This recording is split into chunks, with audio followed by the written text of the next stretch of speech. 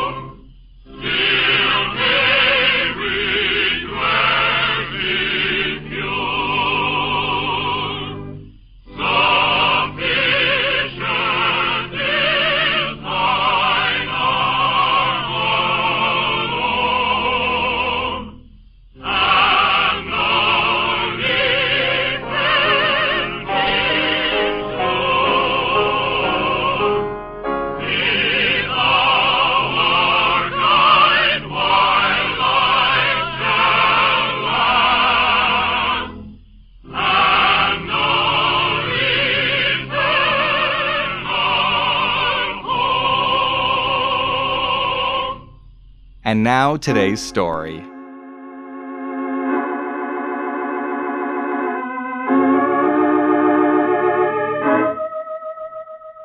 Kill him. No, let him alone. Kill him the way he'd kill you.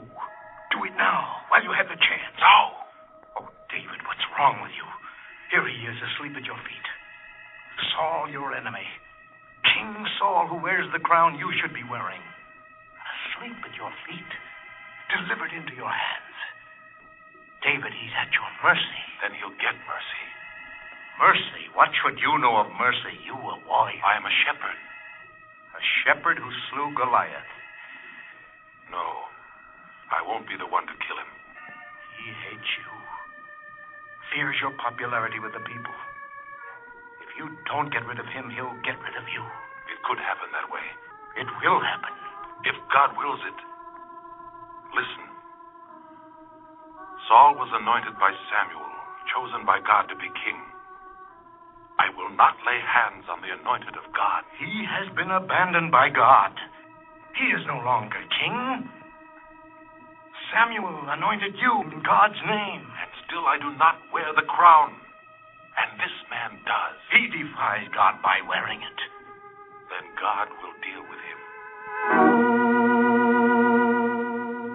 The man sleeping on the ground in the darkness of a cave.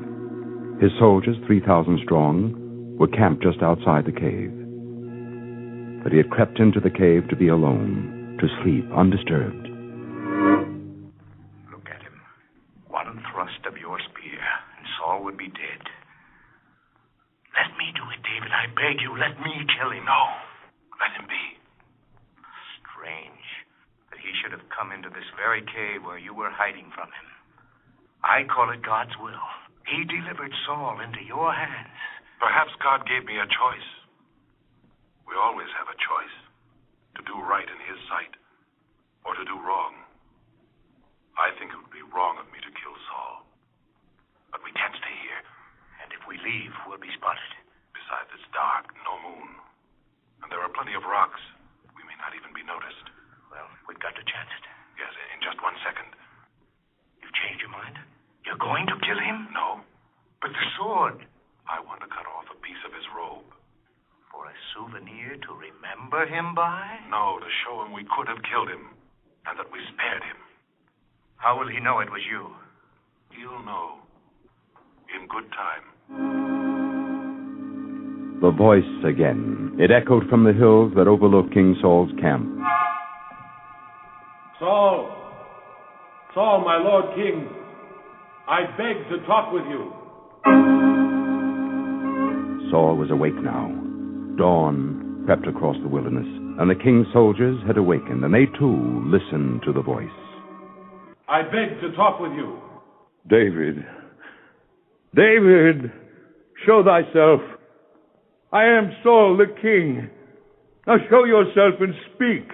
Up here, my lord, almost above your head. David, come before me.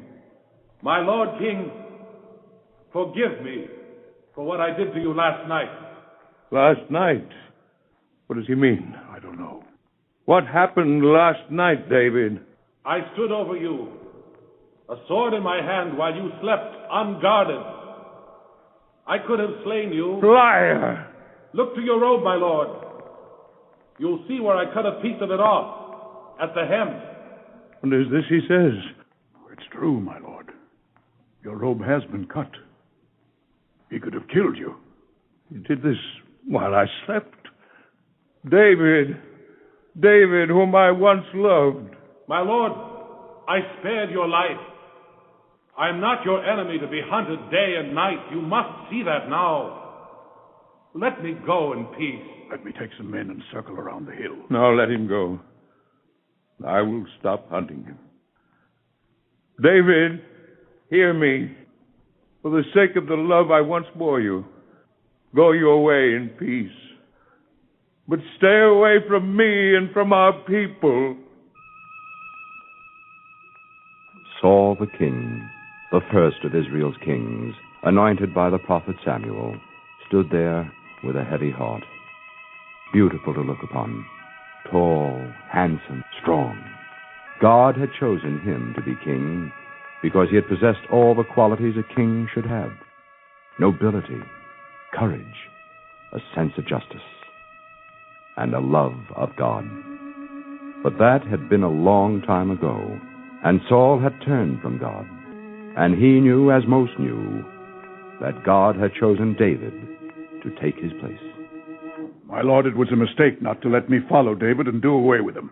I loved him once as one of my own son. And still you would kill him, as you almost killed your son Jonathan because he's David's friend. Someday, when you remind me of certain things, I will run my spear through your heart. Then let me remind you of something else, my lord.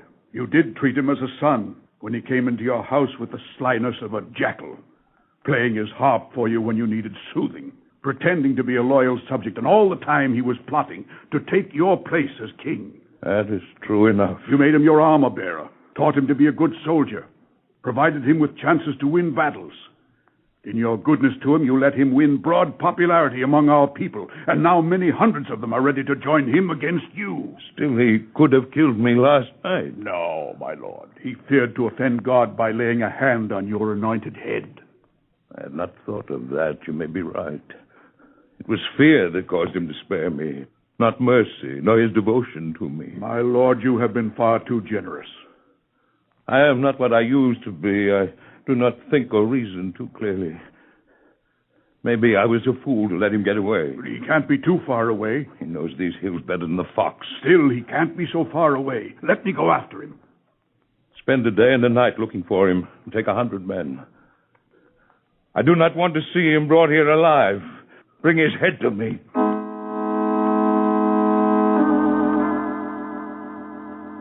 Meantime, those who served David gathered news for him. Up in the hills where he and his men were camped, the news that filtered across the desert below was sad. David, welcome back. You've been away a long time. Yes, and seen and heard many things. The prophet Samuel is dead. Dead? Over a month ago, they say. Do the people mourn? All over the land. I wish I could have been with him at the end. He spoke of you. Did he? You know this? They say he promised once again that you would be king and would reign over Israel. We shall mourn too. Now, leave me for a while. I feel his loss to us very deeply. We'll talk later.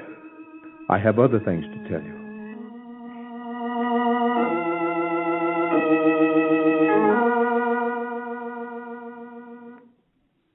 I will talk now, David. Yes, I'm listening. Saul is in trouble. The Philistines are massing a large army. Part of it is already on the march. I spotted one of his scouting parties watching the Arabs. Then he'll be prepared, at least. He has other troubles. A lot of his men have deserted.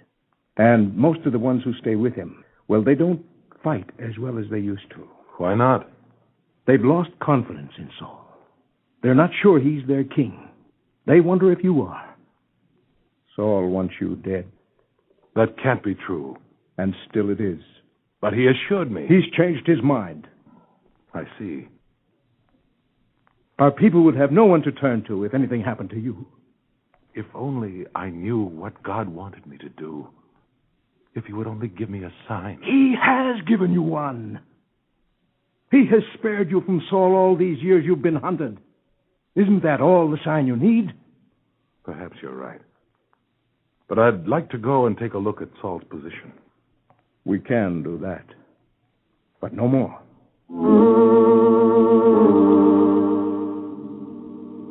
The same compassion David had always felt for Saul now drew him within sight of the man for whom he still had a curious affection. Again, he stood on the heights overlooking Saul's army, camped in the foothills. Down there. Is that the entire army? Most of it. If we could convince him that I am not his enemy. Stay away from him, David. Look, even from here you can see half the guards are asleep at their posts. Listen to me. No, David, no. Why not? It'd be suicide. No one would know us. In the night we'd pass for two of Saul's officers. We're dressed the same, and very few of his men know us by sight. I tell you, it would be suicide. I doubt it. But for what purpose? To convince Saul we mean him no harm. He already knows that. He is hard-pressed for men. He might relent, and we can help our people. Well, you know very well I'll go with you. Then come.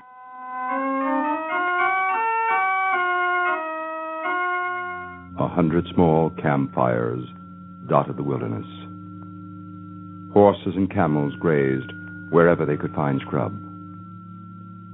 1,000,000 stars flecked the night sky, and still it was dark. David and his friend walked slowly into the camp. The soldiers slept. The few who were awake paid no attention, mistaking David and his companion for other soldiers. You have a lot of faith, David. So must you have, or you wouldn't be here with me. So, with our combined faith in God, we have nothing to fear. Is that it? You put it very nicely.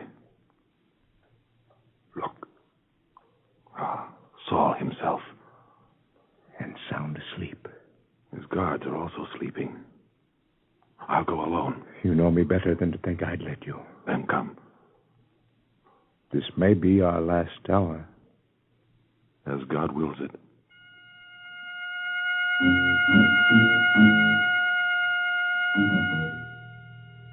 That tent over there to your left.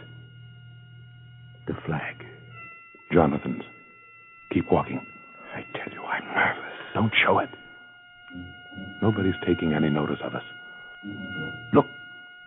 Saul himself. Sound asleep. A few more steps. Then what? His spear is there. Propped up near his head. I'll take it. That's his water flask beside him. Suppose I take that. All right, but be careful. David, just one thing. What is it? If he awakens, or if the guards do. The chance we knew we were taking. But we'll be killed. I know. Then if anyone awakens, Let's make sure we kill Saul. We kill no one. Now come.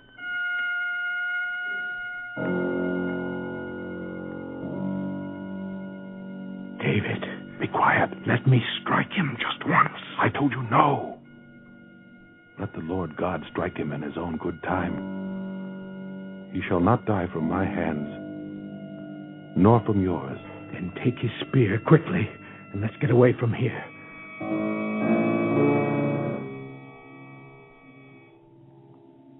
Again, as once before, King Saul awoke and heard a voice calling from the heights above his camp. Soldiers! Soldiers of Saul! Why don't you keep better watch over the king, over the anointed one of God? Look up here! See what I hold?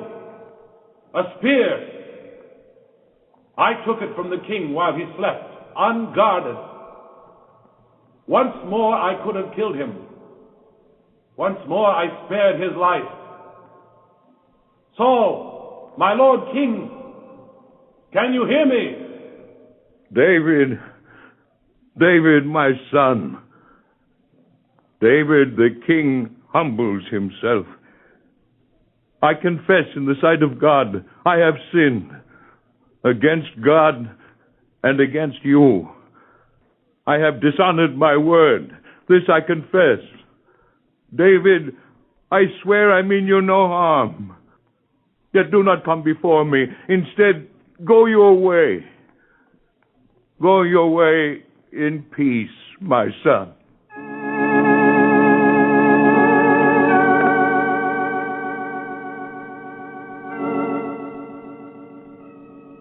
And the Lord caused David to go his way and not linger. And King Saul brooded in his tent. All my soldiers asleep. Not one awake to guard me. Not all your men are loyal, my lord king. Many think David is the king. Either that or... Or what? Or God caused us all to sleep heavily, so that David would not be seen and caught. God has really turned against me. Is that it? Have you forgotten? Forgotten? How could Saul forget? It was a long time ago now. It was in the days of his crushing victories over the Ammonite tribe. The prophet Samuel had sent word to him not to march until he, Samuel, had joined him to offer a sacrifice. So Saul had waited for the arrival of the prophet, and waited until many long days had passed. Cannot wait any longer. I am a soldier. I have a battle to win. Cannot wait any longer for this priest. My lord king, wait a little longer. Why should I? I am the king. Why cannot I be the one to make a sacrifice to God? Remember, my lord, you offered the sacrifice, and when the prophet did arrive, he was angry. He warned you you had disobeyed God's law, and that God would punish you by taking away your kingship. The old fool did not know what he was talking about. I was the king. But not a priest. Only a priest has the authority to offer the sacrifice. Are you saying this old man, this priest, had greater authority than I? You yourself knew it, my lord king, and you still know it. He was a priest. He spoke for God and was doing God's work. And you, my lord, did not and do not have priestly authority. Get out! Get out! You allowed me to express the truth. Don't condemn me for it. I feel sick these days. Sick in body and in heart. I feel old. What do you think about chances if the Philistines attack? Our position is a good one. There's no answer. We are weak, my lord. One Israelite soldier's worth 4 or 5 Philistine Arabs. But the Philistines, my lord, are about 20 to 1 against us. Many is that. So the answer is plain. Unless a miracle occurs. A miracle? Unless God forgives you and then helps us. He has abandoned me.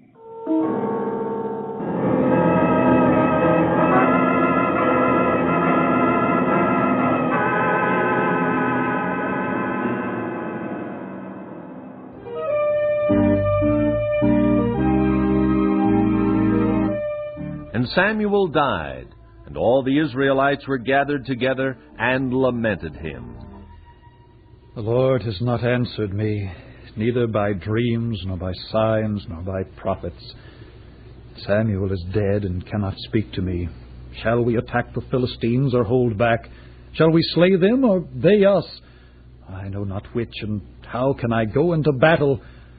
Abiathar, seek me a fortune-teller, a woman of familiar spirits. I will know what the future holds.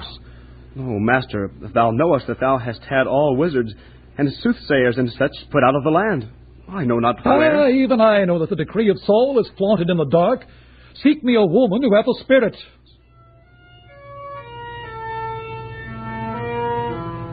Mistress, a man waits outside to speak to you. He wears common dress, but he has a lordly bearing which belies his commonness. Always they come thus, with common dress. What does he wish? He will say only that he must speak with thee. Thus say they ever. Think you he wants food? Or a song? Or certainly not a glimpse into the future? Oh, certainly not. Did thou sayest he appeared rich?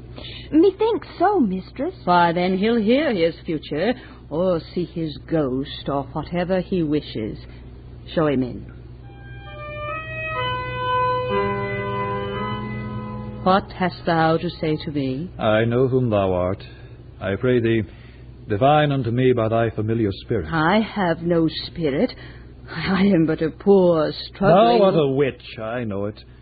Now by thy spirit, bring back from the dead whom I shall name thee. What art thou saying? Behold, thou knowest what Saul the King hath done, how he hath cut off those that have familiar spirits and wizards out of the land. Thou art laying a trap for me that I should die. Nay, I tell thee, thou shalt not die. But this is the decree. I swear thee, as the Lord liveth, there shall no punishment come to thee for this. Thou hast power to see to such a thing? I have. Whom then shall I bring up to thee? I would see the prophet Samuel. It may take time. The spirits are perverse things and answer as they will. Oh, why hast thou deceived me? For thou art Saul. Oh, be not afraid. What sawest thou? I saw gods ascending out of the earth, and it is not of my doing. Of what form? I saw an old man come up, and he is covered with a mantle. Samuel. Why hast thou displaced me? I am sore distressed, for the Philistines make war against me, and God is departed from me, and answereth me no more. Therefore I have called thee up, that thou mayest make known unto me what I shall do. Thou must tell me, Samuel. Wherefore tell me. Then dost thou ask of me, seeing the Lord is departed from thee, and is become thine enemy? I must know. The Lord hath done even as he spake by me. The Lord hath rent the kingdom out of thy hand, and given it to David, because thou obeyed not the voice of the Lord, nor executed his fierce wrath upon Amalek.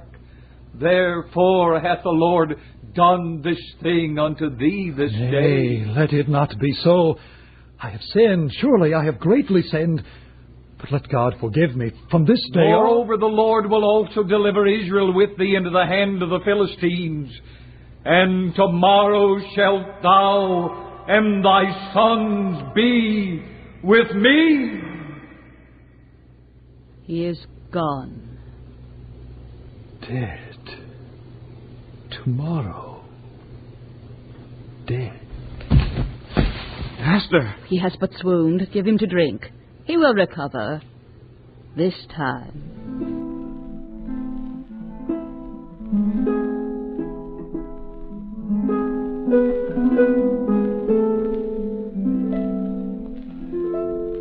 Now the Philistines gathered together all their hosts by hundreds and by thousands, and fought again against Israel. And the men of Israel fled, and the battle went sore against Saul. And it came to pass on the third day that a man came out of the camp of Saul with his clothes rent and earth upon his head. Lord. And so it was when My he came Lord. to David that he fell to earth and did obeisance. My lord. From whence comest thou? Out of the camp of Israel am I escaped. How went the matter? I pray thee, tell me. The people have fled from the battle, and many have fallen and dead. And Saul and Jonathan his son are dead also. For Saul took his sword and fell upon it, and he is dead.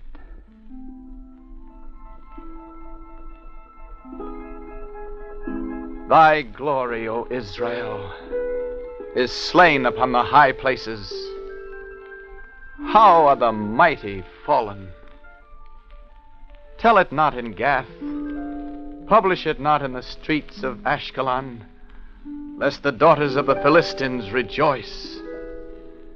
Ye mountains of Gilboa, let there be no dew nor rain upon you, neither fields of offerings.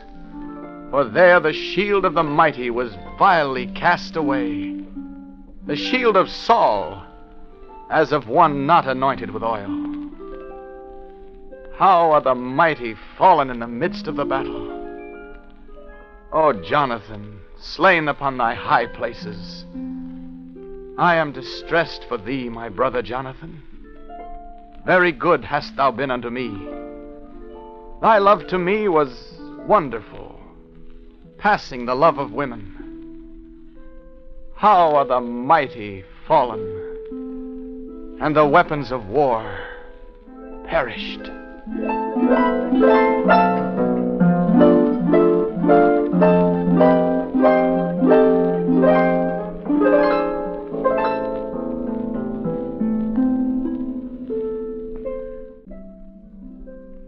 This story continues next week. Until then, enjoy this week's closing hymns.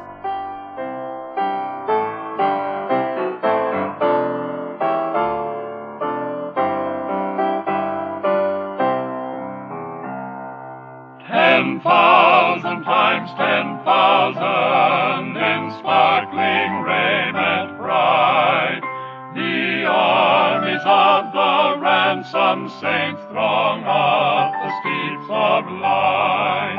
'Tis finished, all is finished, their fight with death and sin. Fling open wide the golden gates, and let the victors in. Bring near thy great salvation, thou Lamb for sinners slain. Fill up the roll of thine elect, then take thy power and reign. Appear, desire of nations, thine exiles long for home. Show in the heavens thy promise sign, thou Prince and Savior come.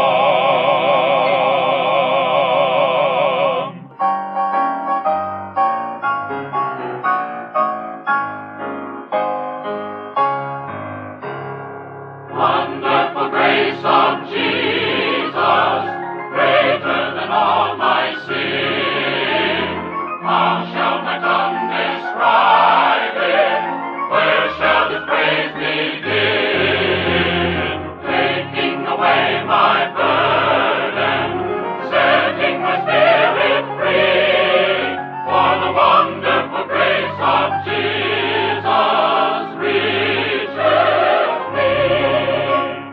Wonderful the matchless grace of Jesus, deeper than the mighty rolling sea. Higher than the mountains, bright like the puzzle, closer is His grace for even me. Broader than the scope of my transgression, sing it, greater far than all their sin and shame. Oh, magnify the precious name of Jesus, praise His name. Wonderful grace of Jesus, reach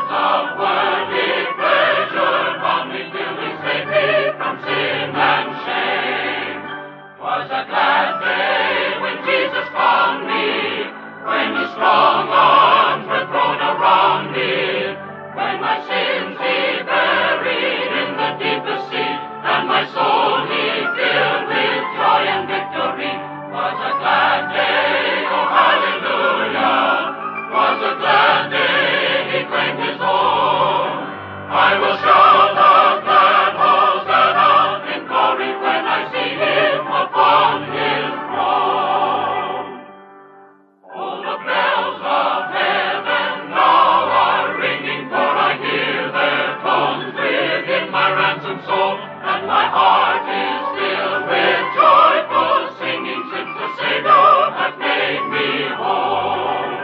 'Twas a glad day when Jesus found me, when his strong arms were thrown around me, when my sins he buried in the deepest sea, and my soul he filled with joy and victory. 'Twas a glad day, oh hallelujah, 'twas a glad day he claimed his own. I will shout a glad Hosanna in glory when I see him upon his throne. Next week on Bible Broadcasts. David, I'm not sure our people require a king. The choice is not yours. It is God's. We have had one king, and he led us to disaster. I am the king, anointed by Samuel, chosen by God. And opposed by what remains of the house of Saul. If you wear the crown, there will be civil war. The war has already started. The kingship idea brings us trouble. And still I am king. Thank you for listening to Bible Broadcasts. If you enjoy this podcast, take a moment to give it a 5-star rating and review on Apple Podcasts. Thanks. God be with